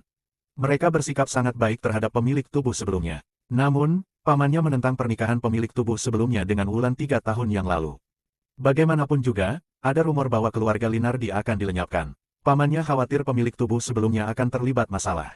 Akan tetapi, pemilik tubuh sebelumnya malah tidak mendengar nasihat pamannya. Alhasil, hubungan mereka pun menjadi dingin. Saat menikah, pemilik tubuh sebelumnya bahkan tidak mengundang pamannya. Selama 3 tahun terakhir, dia juga tidak pernah mengunjungi pamannya. Saat tiba di depan toko besi yang tidak asing itu, Wira pun berjalan masuk. Siapa? Terdengar suara seseorang dari dalam rumah. Kemudian, seorang gadis berjalan keluar. Saat melihat Wira, dia langsung tercengang. Setelah beberapa saat, dia baru berkata dengan cemberut, sudah punya istri langsung lupain pamannya. Dasar durhaka, masih ingat datang kemari. Gadis itu berumur sekitar 17-18 tahun. Wajahnya kecil, rambutnya diikat model kucir kuda. Dia tidak terlalu tinggi, sedangkan wajahnya dihiasi beberapa bintik hitam. Matanya besar dan jernih, giginya juga rapi. Dia terlihat cantik dan manis. Setelah mendengar ucapannya, Wira tidak marah. Dia malah berkata sambil tersenyum, Lestari, paman di mana? Gadis itu adalah adik sepupu Wira, Lestari Salim. Dia sudah membantu ayahnya mengelola keuangan di rumah sejak kecil. Jadi, dia sangat jago berhitung. Selain itu, dia juga bermulut tajam. Sejak kecil, pemilik tubuh sebelumnya sudah sering adu mulut dengannya. Dia pergi memilih batu bara. Bentar lagi juga balik. Setelah mengamati Wira sejenak, Lestari berkata dengan muram, dengar-dengar, habis nikah, kamu asyik foya-foya dan sudah habiskan semua kekayaan yang diwariskan paman dan bibi. Rumor itu benar, jangan bohong. Wira tersenyum ringan sambil mengangguk. Dasar kamu ini, semuanya bilang kalau kakak ipar itu wanita tercantik sekabupaten, tapi kamu malah bertindak sembarangan di luar. Apa sebenarnya yang kamu pikirin? Sudah dipelet orang. Setelah memarahi Wira, Lestari pun mengganti topik pembicaraan. Aku sudah malas mengatai orang nggak berperasaan sepertimu. Sudah makan belum? Mau ku masakin sesuatu? Nanti saja. Setelah mendengar ucapan Lestari, Wira langsung terkejut dan menggeleng dengan rasa bersalah. Tiba-tiba, seorang pria kekar yang menjinjing 2 keranjang batu bara berjalan masuk. Saat melihat Wira, pria itu langsung meletakkan keranjang berisi batu bara dan buru-buru menghampiri Wira dengan gembira. Wira, akhirnya kamu datang juga. Orang itu adalah paman pemilik tubuh sebelumnya. Namanya Suryadi Salim. Dia sangat menyayangi pemilik tubuh sebelumnya seperti putra kandungnya sendiri. Namun, pemilik tubuh sebelumnya masih belum dewasa. Setelah melihat pamannya, Wira membungkuk sambil berkata, Paman, maafkan aku. Dulu, aku nggak ngerti soal kekhawatiranmu. Aku sudah salah. Cepat bangun. Suryadi buru-buru memapa Wira, lalu berkata dengan berlinang air mata, Paman juga salah. Sebagai orang dewasa, seharusnya aku tetap pergi mengunjungimu meski kamu nggak datang jenguk aku. Tapi sekarang sudah nggak masalah. Lestari, cepat pergi beli 1/4 kilo daging sapi untuk Wira. Dengar-dengar, ada yang jual ikan yang masih hidup juga di pasar timur, pergi beli seekor untuk kakakmu ini. Harga daging sapi setengah kilo 100 gabak, 1/4 kilo sudah mau 50 gabak. Harga seekor ikan segar setengah kilo 80 gabak, yang sekilo seekor sudah mau 160 gabak. Ditambah dengan bahan lainnya, cuman makanan untuk dia seorang sudah menghabiskan 300 gabak. Ayah, dia sudah nggak datang jenguk kamu selama 3 tahun, tapi kamu malah begitu senang begitu dia datang minta maaf. Begitu mendengar ucapan ayahnya, Lestari langsung cemberut. Dia dengan cepat menghitungkan seluruh biaya yang diperlukan untuk menjamu Wira, tetapi tetap bangkit sambil menjinjing keranjang sayur. Wira buru-buru melambaikan tangannya dan berkata, Lestari, jangan beli sayur dulu. Aku butuh bantuanmu. Lestari langsung cemberut. Kamu butuh bantuan apa? Dengar-dengar kamu sudah pinjam uang sama orang. Apa kamu datang cari kami karena nggak bisa bayar utang? Lestari, setelah memelototi putrinya, Suryadi bertanya pada Wira, Wira, maafkan paman nggak mengawasimu baik-baik selama beberapa tahun ini, kamu jadi terjerumus ke jalan yang salah. Jangan takut, habis bayar utangnya, jadilah orang yang baik ke depannya. Kamu utang berapa? Paman punya sedikit simpanan. Kamu boleh pakai dulu untuk bayar utang. Ayah, itu uang yang kusimpan supaya kamu bisa menikah lagi dan melahirkan anak untuk meneruskan keluarga kita. Setelah mengucapkan hal itu, Lestari dipelototi ayahnya lagi. Dia pun berkata dengan cemberut, kamu cuman sayang dia. Aku memang punya sedikit utang, tapi aku bisa bayar sendiri. Paman, Lestari, aku butuh kalian persiapkan beberapa barang untukku. Makin cepat makin bagus. Wira pun menyebutkan semua barang-barang yang diperlukannya. Panci besi, corong, lumpur kuning, panci besar. Kamu perlu itu semua buat apa? Setelah mendengar benda-benda yang diperlukan Wira, Lestari pun bertanya dengan kebingungan. Namun, Kedua orang itu segera mempersiapkannya. Tidak lama kemudian, Hasan, Sony, Danu dan Dodi tiba di depan toko besi keluarga Salim. Mereka berempat berdiri di depan pintu dengan canggung. Suryadi buru-buru mempersilakan mereka masuk. Saat melihat barang bawaan mereka, Suryadi berkata dengan terkejut, "Mau datang ya datang saja, buat apa bawa begitu banyak barang? Harga setengah kilo gula mentah sudah 100 gabak. Ini setidaknya ada sekitar 20-25 kilo, harganya paling nggak 4.000 gabak. Sebuah kotak cendana sebesar ini paling nggak 1.000 gabak, 2 biji sudah 2.000 gabak. Selembar sapu tangan sutra ini 500 gabak, 2 lembar sudah 1.000 gabak. Jubah sutra dan sepatu bot dari toko penjahit keluarga Solya paling nggak 1.500 gabak. Giok ini paling nggak 4.000 gabak. Sebuah kantong wewangian ini 2.000 gabak. 2 ekor ikan besar dan 10 ekor ikan kecil ini masih hidup. Beratnya paling nggak 15 kilo, bisa dijual sekitar 900 gabak." Setelah melihat barang-barang yang dibawa Hasan dan yang lainnya, Lestari langsung menyebutkan semua harga-harganya. Keempat orang itu pun menatap Lestari dengan terkejut. Semua barang yang mereka beli harganya kurang lebih sama dengan harga yang disebut Lestari. Lestari benar-benar hebat. "Wira, kamu toh nggak punya begitu banyak uang. Buat apa kamu bawa begitu banyak barang kemari?" Entah apa yang dipikirkan Lestari sehingga dirinya tiba-tiba tersipu. "Kami yang tangkap ikannya kemarin. Sebagian besar sudah terjual, sisanya ini untuk kamu dan paman." Kemudian, Wira mengalihkan topik pembicaraan. "Gula mentah ini bakal kuproses lagi buat dijual. Selebihnya, lihat saja nanti. Cepat masak dulu, kami semua belum makan. Cepat pergi masak, aku pergi beli daging dulu." Selesai berbicara, Suryadi pun pergi dengan membawa keranjang sayurnya. Sementara Lestari langsung masuk ke dapur untuk memasak. Wira pun memberi perintah kepada Hasan, Danu, Dodi dan Sony. Danu ditugaskan menutup pintu toko, sedangkan Dodi ditugaskan mencuci corong yang mereka beli tadi. Sony mengaduk campuran lumpur kuning dan Hasan menyalakan api untuk panci besar. Keempat orang itu sangat penasaran apa yang mau dilakukan Wira. Tidak lama kemudian, Suryadi pulang dari berbelanja sayur. Situasi di hadapannya membuatnya terkejut. Begitu api menyala, Wira menuangkan 3 bungkus gula mentah ke panci. Setelah gulanya mencair, dia langsung berkata, "Sony, cepat masukkan cairan lumpur kuningnya." Hah, Sony langsung terkejut. "Wira, yakin mau tuang? Gula di dalam panci ini paling nggak 1,5 kilo. Kalau sudah tuang campuran lumpur kuning ke dalam, gulanya sudah nggak bisa dimakan lagi. Kita bakal rugi 1.000 gabak." Hasan dan Danu juga terkejut. Jika lumpur kuning dituangkan ke dalam sirup gula akan terbuang sia-sia. Wira langsung mendesak, "Tuang saja. Kalau enggak, gulanya benar-benar bakal terbuang sia-sia." Setelah mendengar ucapan Wira, Sony langsung mengulurkan tangannya dengan gemetar. "Jangan tunda lagi, ikuti saja perintah Kak Wira." Meskipun Dodi juga heran, dia langsung maju dan menuangkan seember cairan lumpur kuning itu ke dalam panci. Dia tidak tahu apa yang ingin Wira lakukan, tetapi dia akan mematuhi semua perintah Wira mulai sekarang. Begitu cairan lumpur kuning dituang ke dalam cairan gula, Wira langsung mengaduk dengan cepat. Lumpur kuning dan cairan gula pun menyatu. Tepat pada saat ini, Lestari berjalan keluar untuk menyuruh kelima orang itu makan. Setelah melihat keadaan itu, dia buru-buru berlari ke dapur dan berteriak, "Ayah, Kak Wira menuangkan cairan lumpur kuning ke dalam gula mentah." Suryadi langsung terkejut. "Wira toh nggak bodoh. Kenapa dia menyia-nyiakan barang seperti itu? Coba pergi lihat."